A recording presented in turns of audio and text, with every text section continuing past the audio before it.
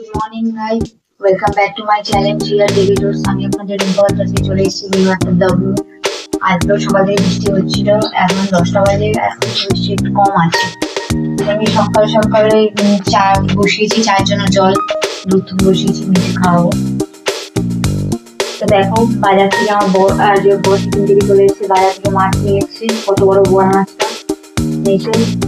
যেহেতু আমি মাছগুলো ভালো কাটতে পারি না, তার জন্য মাছটা ওই কেটে দেয়।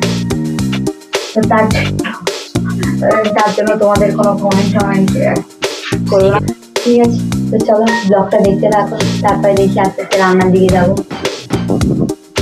দেখো বজ্র শিখে গেছিল, সেখান থেকে শিখে চাপাটা নিয়েছে, দার্জিলিং চাপাটা। তো চলো এটাই আজকে সকালে চাটা বানাচ্ছি, খেয়ে দেখি চাটা কিরকম হয়। এর আগেও আমি খেয়েছি, তো দেখি এই চাপাটা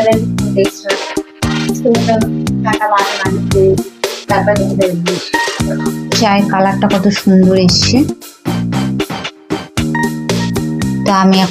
তো আমি এখন চাটা খাই। তো তোমরা ভিডিওটা ওয়াচ করতে থাকো। একটু বেশি করে চা না খেলে না, আমি একবারই চা খাই, বেশি করে চা না খেলে আমার মনে হয় না যে আমি কিছু খেয়েছি। এই খেয়ে দুপুর অবধি থাকি, আর কিছু খাই না, খিদেটা আসে না। তো চলো আমিও চাটা খাই, অনেক বক করলাম, অনেক কাজ আছে, চলো। তো দেখো সকালবেলা ব্রেকফাস্ট হচ্ছে কচুরি আর হচ্ছে আলুর তরকারি।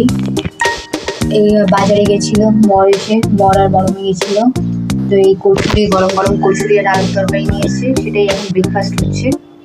তো চলো ব্রেকফাস্টটা করি, তোমরা ভিডিওটা ওয়াচ করতে থাকো। লাঞ্চ করতে বসে গেলাম। তো আজকে একটু দেরি হয়ে গেছে লাঞ্চ করতে, কারণ 3টে বাজে।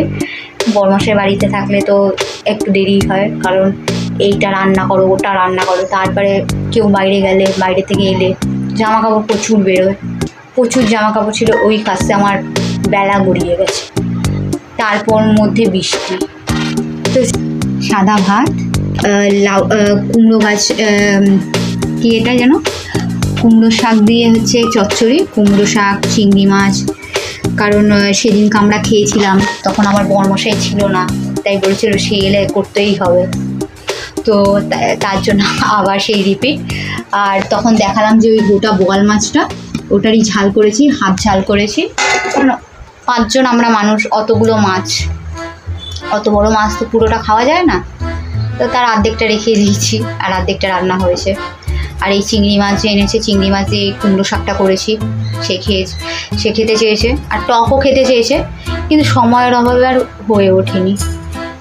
তার মধ্যে 2টো বাচ্চা আছে, তাদের সামলানো, তাদের খাওয়া দাওয়া সবটাই টাইম মতো করতে হয়, করতে গিয়ে এই দেরি হয়ে যায়। নিজের জন্য এতটুকু টাইম পাওয়া যায় না, সকাল থেকে না খাওয়া। সেই যে চা বিস্কুট খেতে দেখলে ওই কচুরি তো ছুঁয়েও দেখলাম না।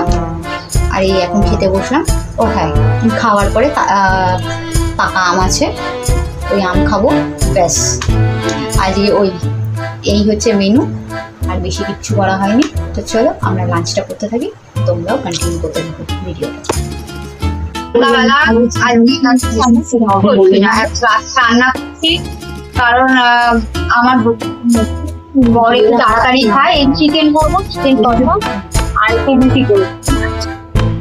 এটার জন্যই সব আয়োজন করছি, সব মশলা টসলা কাটছি। যখনই রান্না করি তখনই মশলা করি, মশলা করে মা রাখাটা প্রচন্ডই চলবে। এমনি আমার সিঙ্গেল ডোরের স্টিক ফ্রিজে অজস্র করা, যার জন্য আমার ফ্রিজে পুরো জায়গায়। তো এখন ওই আগে রান্নার তৈরি করে নেব। তো চলো তোমরাও দেখতে থাকো। চিকেনটা কষা করে দিলাম, চিকেন কষা রুটি।